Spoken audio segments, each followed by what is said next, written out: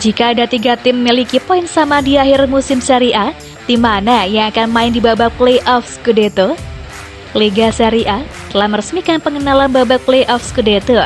Jadi, apa yang terjadi jika 3 tim menyelesaikan musim dengan poin yang sama di puncak? Calzio e Finanza merinci bagaimana pertemuan Dewan Federal diadakan oleh Liga Serie A kemarin untuk meresmikan sejumlah perubahan aturan menjelang musim 2022-23. Termasuk pengenalan permanen 5 pergantian pemain. Adapun topik yang paling banyak dibahas dalam pertemuan ini adalah tentang pengenalan kembali pertandingan playoff untuk memenangkan gelar Scudetto. Jika 2 tim menyelesaikan musim dengan poin yang sama di puncak, pertandingan playoff akan diadakan. Dan ini akan ditentukan melalui adu penalti jika pertandingan berakhir imbang di akhir 90 menit. Jika ada 3 tim yang memiliki perolehan poin sama di akhir musim, tabel terpisah akan dibuat di antara ketiganya untuk memutuskan 2 tim mana yang akan lolos ke babak playoff. Dalam sejarahnya, penentuan gelar Scudetto melalui jalur playoff hanya pernah dilakukan 1 kali, yakni pada tahun 1964. Pertandingan itu melibatkan Bologna versus Inter, dan Rossoblu keluar sebagai pemenang lewat skor 2-0.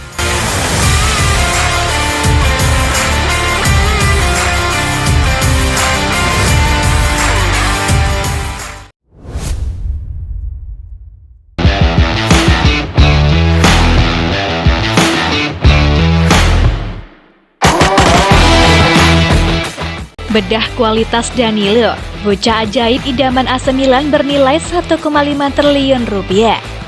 Nama Danilo dos Santos de Oliveira belakangan santer terdengar gaungnya di kancah bursa transfer yang melibatkan raksasa Italia AC Milan. Ia adalah gelandang bertahan jebolan Akademi Palmeiras yang sudah menembus tim utama raksasa negeri Samba tersebut sejak tahun 2020 lalu. AC Milan pun melihat pemain yang juga akrab dipanggil Danilo ini sebagai sosok yang cocok untuk menggantikan Renato Sanchez. AC Milan pun mulai bergerak mendekati alternatif lain. Pilihan pun jatuh kepada pemain modal Palmeiras Danilo dos Santos de Oliveira. Namun dari sejumlah laporan yang beredar, pemain kelahiran Salvador ini memiliki klausul pelepasan yang fantastis. Tidak main-main, 100 juta euro atau sekitar 1,55 triliun rupiah melekat padanya di usianya saat ini masih 21 tahun. Kemungkinan besar, klausul tersebut menempel pada Danilo usai yang berpanjang kontrak pada Februari 2022, yang membuat masa baktinya di Palmeiras bertambah panjang hingga Desember 2026. Memiliki energi yang luar biasa sebagai seorang gelandang, meski bukan keahlian utamanya. Pasalnya ketika remaja, ia lebih cenderung bermain sebagai deep lying maupun box-to-box playmaker. Ia juga punya intensitas yang tinggi saat bermain, serta pergerakan dan passing yang bagus. Selain itu, Danilo adalah tipe pemain yang tidak terganggu oleh ruang sempit atau tekanan oleh lawan.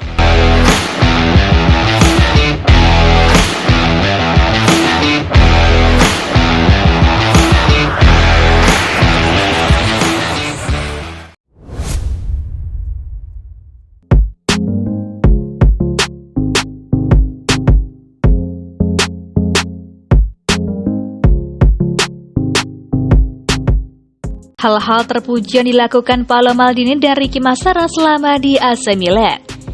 Paolo Maldini dan Ricky Massara sudah melakukan banyak hal terpuji selama bekerja sama di jajaran manajemen AC Milan. Jasa mereka telah membantu sang raksasa Italia bangkit dari keterpurukan setelah terakhir kali menang Scudetto pada 2011 silam. Kesuksesan AC Milan menggondol Scudetto tentu saja buat teamwork yang apik dari seluruh elemen klub. Namun jangan sampai terlupakan sepak terjang mereka yang ada di belakang layar, seperti duo Paolo Maldini dan Ricky Massara. Kombinasi keduanya ternyata menelurkan hasil apik di AC Milan, yang sebelumnya nyaris saja lupa rasanya meraih gelar juara. Siapa yang tak kenal Paolo Maldini?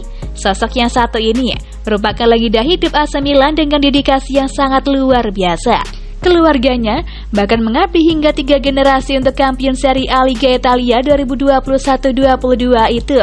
Yang terkini ada Daniel Maldini 20 tahun.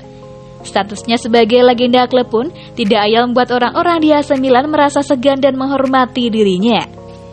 Meski sibuk dengan tugasnya sebagai direktur, Paolo Maldini masih punya kepedulian yang luar biasa terhadap para pemain rosemary yang ada di skuad.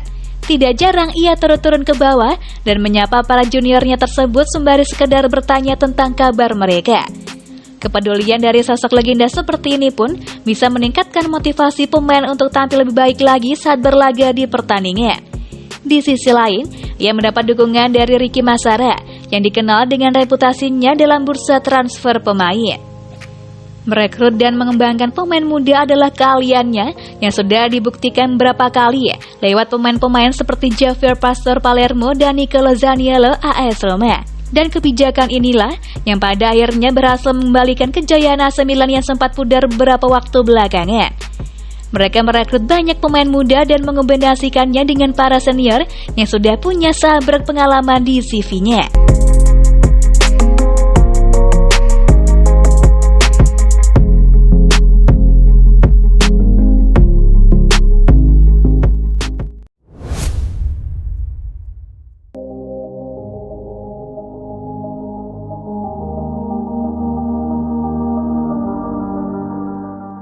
Hari terakhir Paolo Maldini dan Ricky Massara bekerja untuk AC Milan. Di tengah riuh bursa transfer awal musim 2022-23, AC Milan justru tengah dilanda ketidakpastian.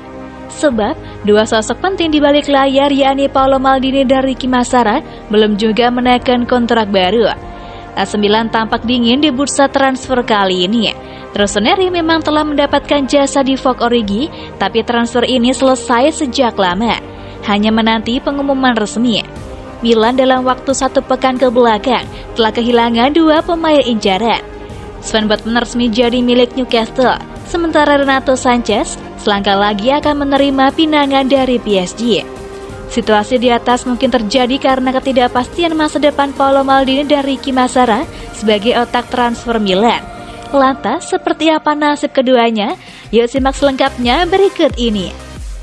Kontrak Paolo Maldini bersama Milan akan berakhir pada 30 Juni 2022 atau hari ini. Hal yang sama terjadi pada Ricky Massara. Artinya, jika tidak ada kontrak baru, esok mereka bukan bagian dari Milan. Milan sudah berupaya untuk memberi tawaran kontrak baru pada Maldini dan Massara. Tapi menurut La Gazzetta dello Sport, negosiasi berjalan dengan lambat. Belum ada kesepakatan hingga saat ini. Pada hari Rabu 29 Juni 2022, Maldini dan Massara meninggalkan kantor Milan tanpa kepastian kontrak baru. Hal tersebut membuat negosiasi akan berjalan hingga hari terakhir, bahkan mungkin pada jam-jam terakhir. CEO AC Milan Ivan Gazidis telah terbang dari New York ke Milan untuk memecahkan situasi sulit ini. Ini adalah untuk pertama kalinya Gazidis datang ke kantor Milan setelah perayaan gelar Scudetto. Tidak ada keraguan bahwa Paolo Maldini dan Ricky Massara ingin bertahan di Milan. Akan tetapi sejumlah sumber menyebut mereka belum menyepakati rencana transfer yang disusun oleh klub. Selain itu, Maldini juga disebut ingin mendapat kekuasaan lebih besar di Milan. Nah, kondisi ini akan bersinggungan dengan pesan Gazidis sebagai CEO klub.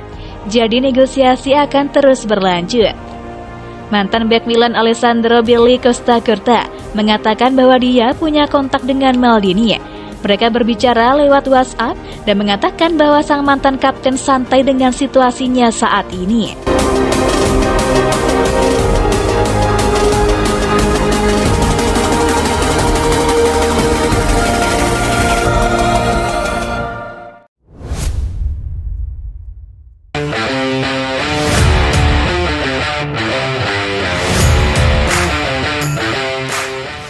Milan dan Puma resmi umumkan perpanjangan kerjasama.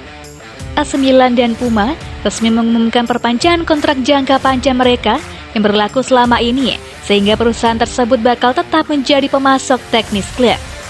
Sebuah pernyataan pada website resmi Rossoneri memberikan konfirmasi bahwa klub telah memperpanjang kerjasama mereka dengan Puma yang pertama dibangun pada 2018 silam, saat manufaktur asal Jerman tersebut mengambil alih posisi yang sebelumnya diisi oleh Adidas. Sebagai bagian dari kontrak yang baru, mereka akan menjadi mitra penamaan resmi inti raksasa Serie A tersebut di Vismara Centre. Nama yang baru Puma House of Football akan menjadi kandang untuk pengembangan performa yang akan membuat investasi pada pemain-pemain muda generasi selanjutnya di klub Serie A tersebut dan akan membantu memberikan dukungan pada sepak bola wanita yang terus bertumbuh.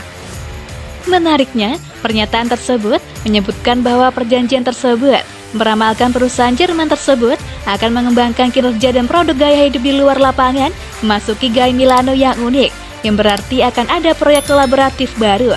Seperti yang dibayangkan, tidak ada yang disebutkan tentang persyaratan kesepakatan meskipun nilainya diyakini lebih dari yang sebelumnya dalam hal biaya tahunan. Perpanjangan kontrak tersebut sekaligus menjadi bukti lain bahwa Milan kini telah mulai kembali menjadi merek menarik bagi sponsor, menyusul perkembangan prestasi mereka di lapangan, terutama setelah sukses menjuarai Serie A musim lalu.